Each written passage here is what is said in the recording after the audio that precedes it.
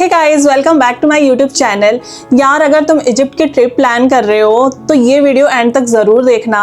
मैं रिसेंटली अभी Egypt travel करके आई हूँ। ऑनेस्टली ट्रिप प्लान करते टाइम इतने सारे क्वेश्चंस थे मेरे दिमाग में, कितना दिन चाहिए, कौन सा एरिया बेस्ट स्टे करने के लिए, कितना खर्चा होगा, कौन से टाइम विजिट करना है, स्कैम्स क्या क्या होते हैं, इतने सारे क्वेश्चंस थे। और जो इम्पोर्टेंट था वो था कि वीजा प्रोसेस एंड रजिस्ट्रेशन कैसे होता है अगर 7 दिन से ज्यादा आप स्टे कर रहे हो। और एग्जैक्टली इसी वजह से मैंने सोचा कि मैं आपको बताऊं हमने अपनी इजिप्ट ट्रिप एग्जैक्टली कैसे प्लान किया। Visa, meet and greet, scams और 7 डे रजिस्ट्रेशन की रिलेटेड वीडियोस ऑलरेडी मेरे चैनल पे हैं, उनके लिंक्स आपको डिस्क्रिप्शन में मिल जाएंगे। तो चलो स्टार्ट करते हैं। सबसे पहले आइटनरी पे हमने अपनी इजिप्ट की ट्रिप कैसे प्लान की थी। तो सबसे पहले फ्लाइट हमने मुंबई से कायरो की फ्लाइट बुक की थी और हम लोग कायरो में ही लैंड किए थे। और एयरपोर्ट से हमने पहले से ही टैक्सी प्री बुक कर ली थी गीजा तक की, जिसका कॉस्ट हमको आया था अराउंड 1500 रुपीज। और एक इम्पोर्टेंट टिप, चाहे आप कायरो पे लैंड करो या लक्सर, एयरपोर्ट, ट्रेन स्टेशन या बस स्टेशन से टैक्सी पहले ही प्री बुक कर लेना।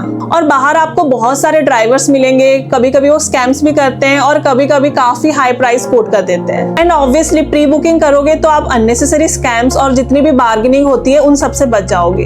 तो हम लोग फर्स्ट 2 डेज हम लोग गीजा में रुके थे। तो पहले दिन हम लोग द ग्रैंड इजिप्शियन म्यूजियम गए और ऑनेस्टली हमको 5 से 6 घंटे लग गए म्यूजियम घूमने में। यहाँ 90,000 से भी ज्यादा आर्टिफैक्ट्स हैं और हमने टिकट्स पहले से ही ऑनलाइन बुक कर लिया था। और ऑफिशियल बुकिंग वेबसाइट का लिंक मैं डिस्क्रिप्शन में मेंशन कर दूंगी। एंड मैं तो सजेस्ट करूंगी कि आप लोग ऑनलाइन पहले से ही टिकट्स ले लेना, क्योंकि वहां पहुंचोगे फिर टाइम वेस्ट होता है, क्यू में खड़े रहो, वहां से फिर टिकट लो ऑफलाइन। उससे बेटर है कि आप पहले से ही टिकट्स ले लेना, वहां बस स्कैन करना पड़ता है, फिर आपकी एंट्री हो जाती है। और जो म्यूजियम का ओपनिंग टाइम आपको स्क्रीन में दिख जाएगा। नेक्स्ट डे हम लोग पिरामिड ऑफ गीजा गए और सबसे अच्छी बात यह है कि वहाँ पे बस की सर्विसेज स्टार्ट हो गई हैं, इसीलिए पहले की तरह ज्यादा चलना नहीं पड़ता है। यहाँ पे मैं आपको कुछ टिप्स दूंगी। अगर आप लोग प्लान कर रहे हो पिरामिड्स देखने का तो इसका बेस्ट टाइम है मॉर्निंग। अराउंड 8 बजे गेट ओपन होती है, तो आप लोग मॉर्निंग जाओ तो आपको कम भीड़ मिलेगी वहाँ पे। एंड वहाँ पे आप आराम से फोटोज एंड वीडियोस दोनों ही ले सकते हो। और हाँ, वहाँ मॉर्निंग से ही लोग खड़े होते हैं स्कैम्स करने के लिए, तो छोटे मोटे स्कैम्स होते रहते हैं, तो उन सबसे बचना। और दूसरी बात यह है, अगर आप पिरामिड के अंदर कुछ कॉफी ले रहे हो या कुछ स्नैक्स वगैरह ले रहे हो, बहुत ज्यादा महंगा होता है, लाइक डबल ट्रिपल प्राइस उन लोग बेचते हैं। और अगर आप वही सेम चीज बाहर खाओगे तो आपको नॉर्मल प्राइस में मिलते हैं, तो ये बात का ध्यान रखना। उसके बाद नेक्स्ट हम लोग गए थे फ्लाइट से लक्सर। देखो वैसे कायरो से लक्सर पहुंचने के लिए 3 ऑप्शंस हैं। सबसे पहले फ्लाइट सबसे महंगे होते हैं, बट यार आप 1 घंटे में पहुंच जाओगे लक्सर। सेकंड है बसेस की सर्विसेज अच्छी होती है, आपको वॉशरूम वगैरह बस के अंदर मिल जाएंगे, स्नैक्स वगैरह सब कुछ मिलता है। बाकी अराउंड 9 घंटे लग जाते हैं जब आप कायरो से लक्सर ट्रैवल करोगे, क्योंकि मल्टीपल चेक पॉइंट्स मिलते हैं, चेकिंग्स होते हैं, इसलिए टाइम लग जाता है। बट जो टिकट्स के प्राइस हैं कायरो से लक्सर का, वो आपको अराउंड 2000 के अंदर मिल जाएंगे। और बस कहाँ से बुक करनी है आपको डिस्क्रिप्शन में लिंक मिल जाएगा। And the third option is train. आप ट्रेन से जा सकते हो और वही 8 से 9 घंटे लगते हैं कायरो से लक्सर पहुंचने के लिए। बट हमारे पास कम टाइम था, इसीलिए हम लोग कायरो से लक्सर फ्लाइट से गए थे। अगर आपके पास टाइम है और बजट ट्रैवल कर रहे हो देन आप बस से जा सकते हो या फिर ट्रेन से जा सकते हो। लक्सर जाने से पहले एक इम्पॉर्टेंट टिप, यहाँ पे ईस्ट बैंक और वेस्ट बैंक 2 एरियाज हैं। मैं पर्सनली रेकमेंड करूंगी कि आप अपना होटल ईस्ट बैंक में लो, क्योंकि वहाँ पे night life, markets, cafe, restaurants वहाँ पे ज्यादा एक्टिव है और आपको अच्छे ऑप्शंस मिल जाएंगे। बट यार अगर आप वेस्ट बैंक में होटल ले रहे हो तो कभी कभी वहाँ पे कैब्स वगैरह मिलने में भी दिक्कत हो जाती है। और हाँ, मैंने कौन कौन से होटल्स बुक किए थे मैं वीडियो के एंड में बताऊंगी आपको। और एक बात, लक्सर घूमने के लिए हमने कार और गाइड, हमने गेटे और गाइड से बुक किया हुआ था, तो मैं डिस्क्रिप्शन में लिंक मेंशन कर दूंगी। तो पहले दिन हम लोग वेस्ट बैंक गए और यहाँ हम लोग Valley of Kings, Valley of Queens और आपको स्क्रीन में नाम दिख जाएंगे, ये सब जगह हमने एक्सप्लोर किया था और हमने टिकट्स पहले ही ऑनलाइन बुक कर लिए थे। फिर सेकेंड डे हम लोग ईस्ट बैंक एक्सप्लोर करने निकले। सबसे पहले हम लोग गए करनाक टेम्पल, उसके बाद लक्सर टेम्पल। और एक इम्पॉर्टेंट टिप्स, जितने भी टेम्पल्स हैं लक्सर में, या तो मॉर्निंग में जाओ या फिर आफ्टरनून में जाओ, क्योंकि उस टाइम कम भीड़ मिलेगी आपको। उसके बाद हम लोग लक्सर से शर्म शेख गए थे फ्लाइट से। और अगर आप शर्म शेख नहीं जाना चाहते देन आप लक्सर से हुरगाडा आप रोड ट्रिप भी कर सकते हो या फिर बस से जा सकते हो। एंड आराम से 4 घंटे में आप पहुंच जाओगे। या फिर आप अपने आइटनरी पे अब्बू सिंबल टेम्पल भी ऐड कर सकते हो। और हमारे पास टाइम कम था, इसलिए हमने शर्म शेख चूज किया और वहाँ हम लोग 3 दिन रुके थे। और स्क्रीन में आपको प्लेसेस के नाम दिख जाएंगे जो हमने कवर किया। And just for your information, यहाँ पे 3000 से 4000 के अंदर आप आराम से स्नॉर्कलिंग जैसे एक्टिविटीज भी कर सकते हो। और अगर आपके पास एक्स्ट्रा टाइम है तो फिर रस मोहम्मद नेशनल पार्क, दहाब और तिरान आइलैंड, ये सब जगह भी ऐड कर सकते हो अपनी आइटनरी पे। एंड लिटरली आप लोग सरप्राइज हो जाओगे, क्योंकि कायरो और लक्सर में आप लोग को पिरामिड्स, टेम्पल, ये सब कुछ दिखने को मिलेगा, बट जब आप हुरगाडा जाओगे आपको रेड सी का एक्सेस होगा, आप रेड सी में स्नॉर्कलिंग वगैरह कर सकते हो। और जब आप शर्म शेख जाओगे उस साइड आपको माउंटेन्स भी दिखने को मिलेंगे और रेड सी, और आप लोग मेरी तरह सरप्राइज हो जाओगे। उसके बाद हम लोग शर्म शेख से कायरो वापस आए थे, बट इस बार हम लोग बस से ट्रैवल किए थे एंड बस का नाम था गो बस। देखो, जब आप कायरो जा रहे हो तो ट्राई करना कि आप लोग तहरीर स्क्वायर के आसपास होटल्स बुक करो, क्योंकि यार तहरीर स्क्वायर से जितने भी टॉप अट्रैक्शंस हैं आप आराम से 20 मिनट्स या 30 मिनट्स कैब लेके पहुंच सकते हो और घूम सकते हो। और आपको स्क्रीन में नाम दिख जाएंगे, ये सारी जगह को बिल्कुल भी मिस मत करना।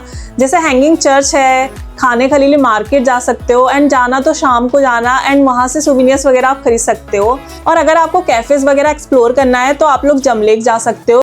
And the last one, the National Museum of Egyptian Civilization, ये म्यूजियम को बिल्कुल भी मिस मत करना। यहाँ पे 99,000 प्लस आर्टिफैक्ट्स रखे गए हैं, एंड सबसे इंटरेस्टिंग बात, यहाँ पे मम्मीज रखे गए हैं। जो भी किंग्स एंड क्वींस थे उन्होंने कब तक रूल किया, उनके मम्मीज, ये सब कुछ वहाँ पे एक रूम के अंदर रखा गया है प्रिजर्व करके।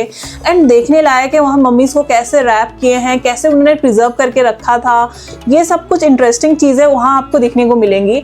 तो मैं आपको सजेस्ट करूंगी ये दो म्यूजियम बिल्कुल भी मिस मत करना। सबसे पहले the Grand Egyptian Museum and the Civilization Museum, ये दोनों म्यूजियम देखने लायक है जब आप कायरो में हो। तो ये थी मेरी 9 डेज की आइटनरी। और आइटनरी रिलेटेड कोई भी क्वेश्चन हो आप कमेंट सेक्शन में कमेंट कर सकते हो, मैं उनके आंसर दे दूंगी। अब चलते हैं नेक्स्ट पार्ट पे, दैट इज होटल। होटल्स के नाम आपको स्क्रीन में दिख जाएंगे, एंड पर्सनली मुझे इन सब के लोकेशन काफी कन्वीनियंट लगी।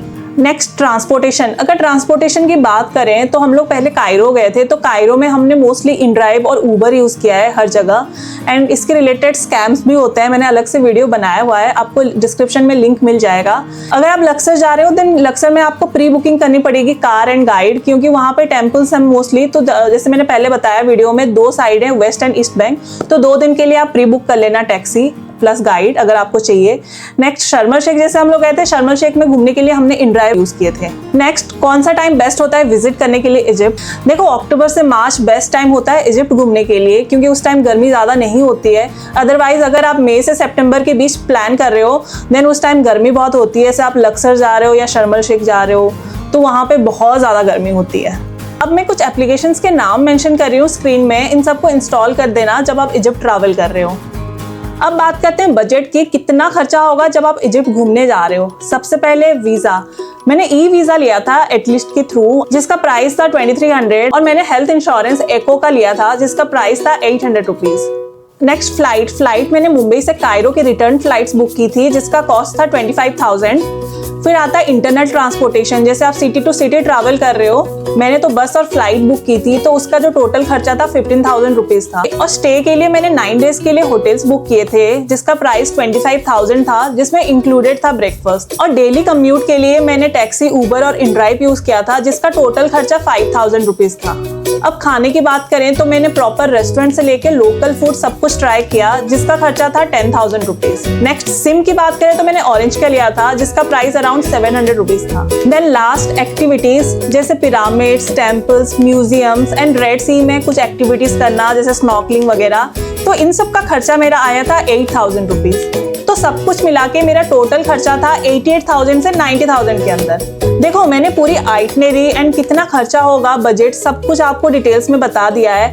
फिर भी कोई क्वेश्चन है आपका तो कमेंट सेक्शन में कमेंट कर देना, मैं उनके आंसर्स दे दूंगी। होपफुली अगर वीडियो अच्छा लगा please like, share and comment and subscribe करना मत भूलना। मिलते हैं नेक्स्ट वीडियो में, बाय।